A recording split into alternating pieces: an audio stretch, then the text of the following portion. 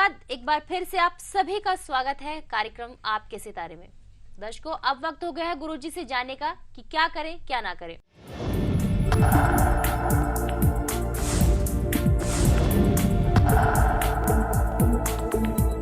गुरुजी, आज के क्या करें क्या ना करें का विषय क्या है? क्या करें क्या ना करें में खास तौर से कार्य की सफलता के लिए जब भी आप कोई इंटरव्यू देने जाएं तो एक मोटे तौर पर ये समझें कि पहला कदम जो है आपका वो बायां पैर नहीं आगे होना चाहिए जब आप अपने घर का द्वार पार कर रहे हो। या आपकी श्वास प्रक्रिया में देखिए, जब सांस गहरे से लीजिए छोड़िए, कौन सा सुर, दायां स्वर या बायां स्वर कौन सा चल रहा है, या फिर वही पग आगे बढ़ाएं। इस प्रकार से यदि आप पगों का यदि बढ़ाना या तो स्वर से या हमेशा दायां पग जो है वो आगे बढ़ाएंगे तो उसके लिए सफलता के योग बन सकते हैं।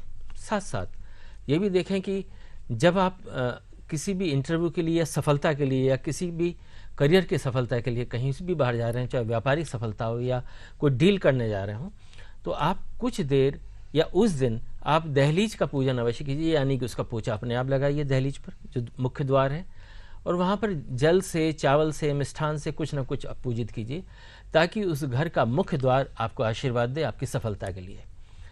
जब आप बाहर निकल रहे हो तो कुछ देर द्वार के पास रुकें और आशीर्वाद लें। लेकिन जब आप बाहर निकल रहे हो तो उस समय फिर पीछे मुड़कर ना देखें, क्योंकि जो एनर्जी आप लेके यदि आगे जा रहे हैं और पीछे मुड़कर देख लिया तो वो एनर्जी डाइवर्ट हो सकती है। इस तरह से क्या करें क्या ना करें में यदि इतना सही आप ख्याल करते हैं तो आप पा सकते हैं बहुत सारे शुभ प्रभाव अपने कार्य व्यवसाय की सफलता के लिए। जी बिल्कुल गुरुजी, सही कहा आपने। गुरुजी, अपनी बात को आगे बढ़ाते हैं। जैसे कि हम बात कर रहे हैं आज पारिवारिक मुद्दों पर। आपने जिक्र किया था बुजुर्गों का कि उनका घर में होना बहुत आवश्यक है।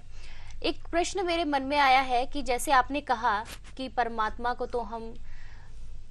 हमारे मन में होता है, तो हिंदू धर्म में क्यों कहा जाता है कि बुजुर्गों का चरण स्पर्श करने से उनका आशीर्वाद मिलता है?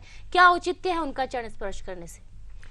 देखिए, सबसे पहले तो हमारा अहंकार का हनन होता है जब भी हम झुकते हैं।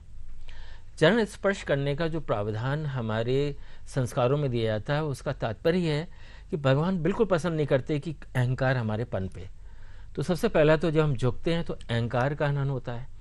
इसके साथ साथ जो किसी भी सद्पुरुष की जो ऊर्जा होती है वो ऊर्ध्वगति तो होती है, लेकिन जो नीचे की तरफ जो ऊर्जा होती है वो इसीलिए होती है क्योंकि नकारात्मक ऊर्जा, सकारात्मक ऊर्जा और मध्य ऊर्जा, न्यूट्रल ऊर्जा, वो हमारी नाभि में होती है।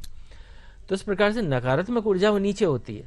लेकिन हम चरण स्पर्श जब करते हैं, चरण स्पर्श का भी तरीका होता है कि जब यदि ऐसे ही चरण स्पर्श कर लेंगे तो नकारात्मक ऊर्जा प्राप्त होगी, यानी कि जैसे उनके आगे चरण है और आपने दोनों हाथ सीधे ऐसे रख लिए तो नकारात्मक ऊर्जा प्राप्त होगी। इसलिए ध्यान रखिए कि दाएं हाथ से दायां चरण और बाएं हाथ से बायां चरण यदि आप इस तरह से आप करके नमन माथे पर करते हैं तो इस तरह से सकारात्मक ऊर्जा प्राप्त होगी।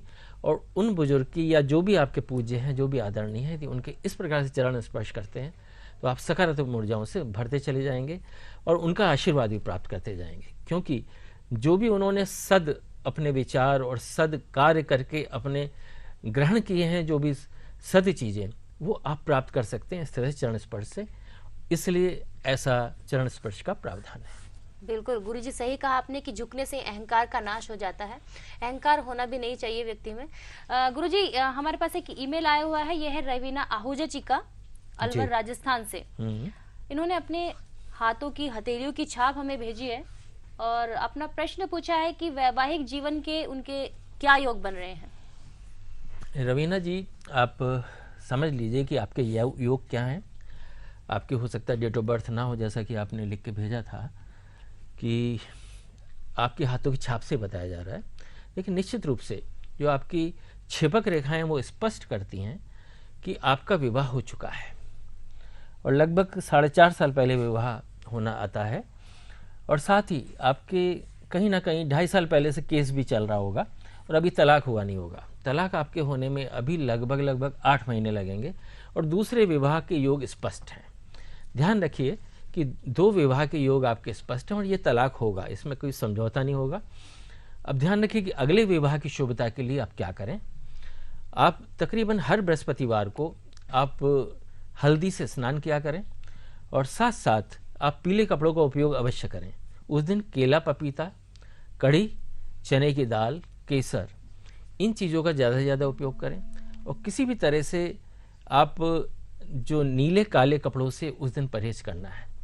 यदि इस प्रकार से आप यदि कर पाते हैं तो आपके सतोगुण प्रभाव अगले वैवाहिक जीवन के लिए बहुत अच्छे रहेंगे, लेकिन ये तलाक तो निश्चित ही है।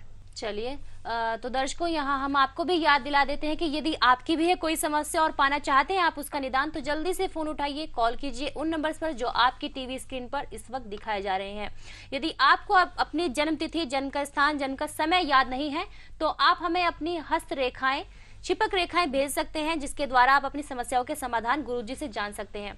तो यहाँ वक्त हो गया एक छोटे से ब्रेक का, ब्रेक से जल्द लौटेंगे।